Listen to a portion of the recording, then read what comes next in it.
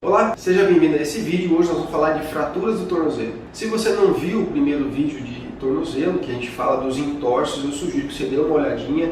Lá a gente fala do tipo de entorse mais comum, como pode ser a gravidade dos entorses, a gente fala alguma coisa de tratamento. Para quem não me conhece, meu nome é Alan Assunção, eu sou médico ortopedista e traumatologista e hoje nós vamos falar das fraturas de tornozelo. No episódio passado nós falamos a respeito de uma pessoa que vai torcer o pé e vai sofrer um entorse. Mas o que acontece quando você, em vez de sofrer um entorse, o médico consegue diagnosticar uma fratura? O que deve ser feito quando temos a confirmação da fratura de um ou dos dois ou três ossos do tornozelo? A primeira coisa que nós devemos entender sobre fraturas e entorses no tornozelo é que, dependendo da posição do seu pé no momento que você faz o trauma, isso vai determinar o padrão de lesão. O que eu quero dizer com isso? No entorse, o padrão mais comum é a inversão pura. Quando nós temos uma inversão maior do que só o entorse, você pode ter fraturas ósseas. Ao contrário da inversão, na eversão, geralmente você vai ter outros tipos de fraturas. Se essa inversão ou eversão, se você roda o pé para um lado ou para o outro, e além disso, você roda um pouquinho para dentro ou um pouquinho para fora, você vai ter outro padrão de fratura. Isso pode ainda ser mais complicado se você tiver com o pé abaixado, fletido ou levantado. Isso vai te dar padrões diferentes de fratura. É uma coisa muito técnica, mas é importante só para você entender que existem diferentes padrões de fratura dependendo da posição do seu pé. Então, quando você tem uma fratura, a situação se complica muito mais do que ter só um entorse. É necessário que o médico faça diferentes radiografias, de frente, a de lado, que nós chamamos de AP e perfil. Muitas vezes ele vai pedir algumas incidências adicionais com rotação interna e externa. É importante que se tenha uma visão da perna toda, porque um dos ossos pode quebrar lá em cima. É importante que muitas vezes você faça uma tomografia para fazer um estudo adequado desses fragmentos. E eventualmente você pode ser necessário também lançar a mão da ressonância para te dar informações adicionais. Essas duas figuras aqui representam uma visão posterior do tornozelo. Isso quer dizer que eu estou olhando o tornozelo por trás. Então o que eu tenho aqui, eu tenho o osso chamado tíbia, tá? Que é o osso da canela. Esse aqui é um osso chamado fíbula, que é o osso fininho na parte de fora. E aqui no meio eu tenho um osso chamado talos.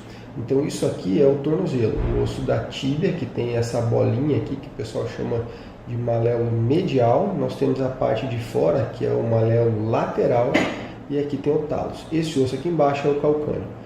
Quando eu falo do anel do tornozelo, o anel ela é esse círculo aqui, que você é determinado pela parte óssea dos dois lados e por essa parte ligamentar aqui, que faz toda a estabilização do tornozelo. Quando nós temos uma fratura que envolve isso aqui, por exemplo, e esse osso aqui, você tem uma fratura instável e deve ser operada. Qualquer região aqui em cima deve ser operada. Se você tiver esse osso e aqui, você também vai ter uma fratura instável. Uma fratura isolada aqui, muitas vezes não precisa operar porque toda a parte medial está estabilizada, então não precisa operar. No entorse você vai ter lesões ligamentares isoladas, não precisa operar. Então quando você tem uma lesão que mexa em dois pontos do anel, geralmente você vai ter uma instabilidade e a necessidade de tratar de forma cirúrgica. Eu queria mostrar um pouquinho o conceito de estabilidade. Vamos supor que nós temos um osso, tá? E esse osso ele sofre uma fratura dessa forma aqui. Então esse osso vai encaixar exatamente em cima do fragmento dele e esse osso tende a ficar nessa posição. Isso é uma fratura estável, tá? Quando o osso ele quebra, por exemplo, num traço oblíquo, esse tende a ir para baixo e esse tende a ir para cima. Como o traço oblíquo é em bisel, geralmente o que acontece é que o osso acaba se desviando, né? Porque esse tende para baixo e esse tende para cima. Então, quando isso acontece, isso é uma fratura instável.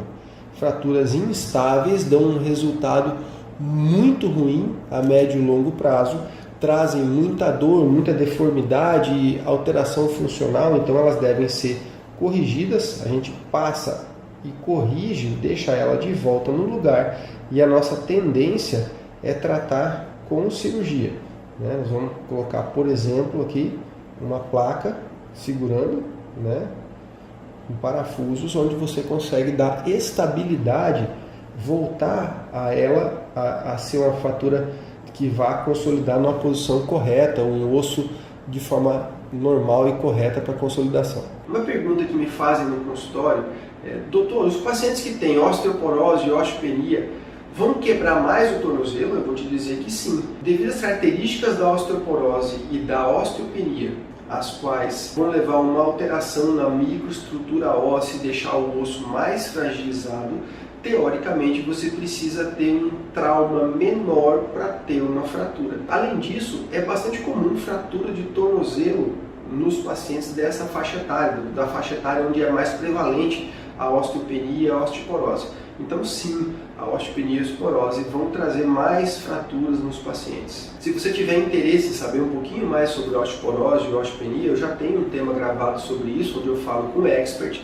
Dá uma olhadinha lá. Então, se vocês tiverem interesse e quiser deixar alguma dúvida, algum comentário, deixa aqui embaixo que nós vamos responder assim que possível. E como é feito o tratamento dessas fraturas do tornozelo? Como vocês já entenderam o conceito de estabilidade e instabilidade nas fraturas do tornozelo, eu vou dizer que nas fraturas estáveis você precisa somente da imobilização, para que mantenha os ossos na posição correta e o próprio organismo vai dar conta de cicatrizar e consolidar essas fraturas. Se você tem uma fratura instável e ela consolidar de uma forma errada, o que vai ser horrível para você no futuro. Isso vai te trazer muita dor, muito desconforto, você não consegue pisar da maneira correta, você não consegue caminhar mais, você não consegue praticar o esporte, te incomoda para trabalhar, te incomoda no repouso, te incomoda no exercício. Então você não deve tratar uma fratura instável com gesso e sim com cirurgia. Eu te digo que a fratura instável ela vai ser operada sempre, ou pelo menos deve ser sempre operada, para que você consiga restabelecer a anatomia desse paciente e ele consiga começar uma reabilitação o quanto antes. E quanto à recuperação, quanto tempo leva? Lembra que lá no episódio sobre entorses eu conversei com vocês a respeito da cicatrização das partes moles, tudo aquilo que não é osso, que geralmente vai levar entre 14 até 60 dias. Pois bem, a recuperação nas fraturas, elas levam um pouquinho mais de tempo.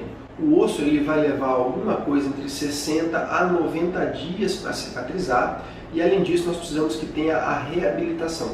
Então recuperação com reabilitação e cicatrização do osso, isso vai levar alguma coisa em torno de 60 a 90 dias. Quando se fala em retorno ao esporte, é necessário que o paciente consiga exercer algumas funções do tornozelo de forma indolor e sem desconforto. Como, por exemplo, mexer, ter amplitude normal, ele precisa conseguir caminhar, correr, fazer deslocamento lateral, que é caminhar e correr para o lado, e além disso ele tem que fazer pulos, ele tem que fazer o que a gente chama de jumping. Então, quando ele conseguir fazer isso tudo sem desconforto, ele está liberado para o esporte. Então, para encerrar essa série de lesões do tornozelo, de entorses e fraturas, nós vamos para alguns conceitos e algumas dicas que vão ajudar bastante. Então, a primeira coisa é que você cuide do seu tornozelinho. A gente parece que ignora um pouquinho essa articulação ou não dá tanta importância, mas só vai saber o quanto é ruim quem está sofrendo dela. Então, quando você tiver uma lesão no seu tornozelo, procure um médico habilitado, uma pessoa que possa cuidar com carinho do seu tornozelo e dar a ele a devida atenção. Sempre que você tiver uma lesão no tornozelo, tente fazer as medidas protetivas, o que nós chamamos de elevação. Com a elevação você impede que ele inche mais, que ele fique latejando e fique doendo. Você faz gelo, o gelo ele leva uma analgesia, ele diminui a dor e diminui que o processo inflamatório aumente. Você vai fazer uma imobilização, você vai fazer uma tala gessada, uma calha gessada, você pode usar um RoboFoot e eventualmente até um gesso, né? E você vai fazer o que nós chamamos de repouso articular.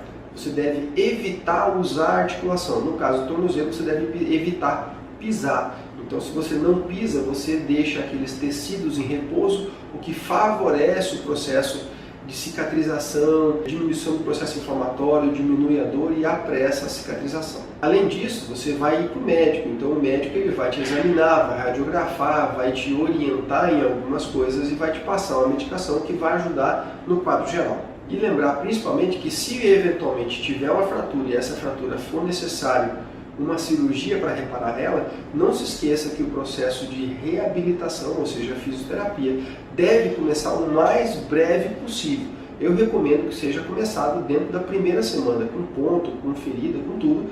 Na fisioterapia isso vai te ajudar a drenar, a tirar dor, a fazer analgesia, a ganhar movimento. Então, quanto antes você começa, melhor o teu resultado. Eu queria agradecer por você acompanhar a gente falando de tornozelo, essa série toda.